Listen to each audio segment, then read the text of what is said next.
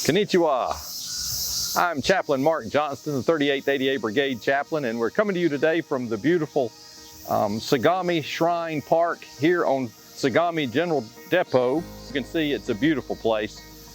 Talk to you a little bit more about our resiliency and remaining resilient during these very difficult times. One of the things about this pandemic, for good or for ill, it's up to you, is many of us have had a lot of time to reflect on our life and the things that we usually do and things that are going on in the world. And because I don't know about you, but what I do, probably the same thing you do. I get up in the morning, I go to work, I get finished with work, I go back to my room.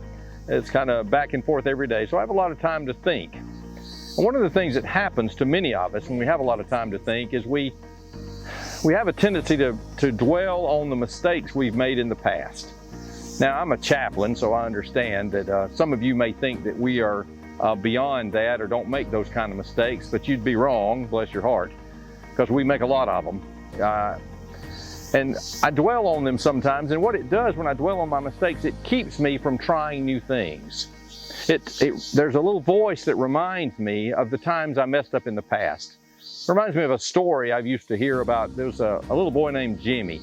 And Jimmy lived with his sister Susie and their parents and with grandmother out on the farm. And one day Jimmy had gotten a brand new slingshot, and he'd been told several times by his dad to be very careful with that slingshot because you may damage something.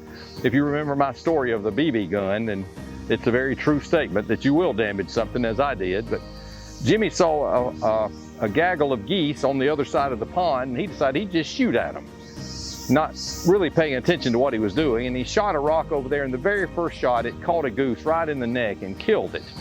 He went over there to see, and it was his grandmother's favorite pet goose. She had had it for years. So he tried to hide it or to make it look like an accident, and he walked up to the house and he tried to act real nonchalant, you know, and as he was going in the door, his little sister Susie winked at him and said, "I saw what you did."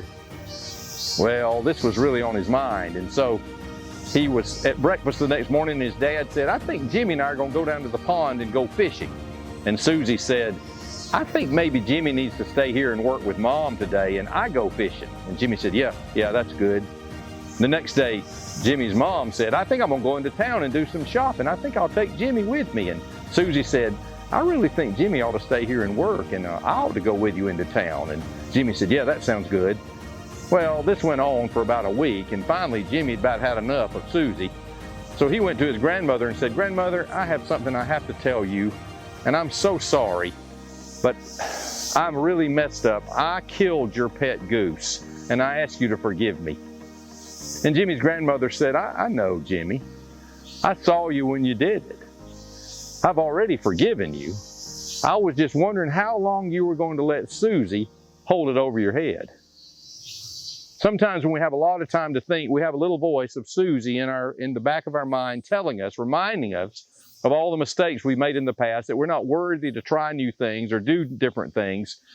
And if you have an actual person in your life who is always reminding you of your mistakes and telling you you're not worthy of being a human being and doing what you need to be doing, you might need to spend some time separating yourself from that person if you've asked them for forgiveness. The only person in your life that should be in charge of you is you. And at what point are any of us, all of us, going to reach that point where we say, "Susie, you're right. I did mess up, but I'm going to go on and live my life because I've gotten the forgiveness that I've needed. And I've forgiven myself, and I'm going to make myself into a new person." Yoi ichinichio. Have a nice day.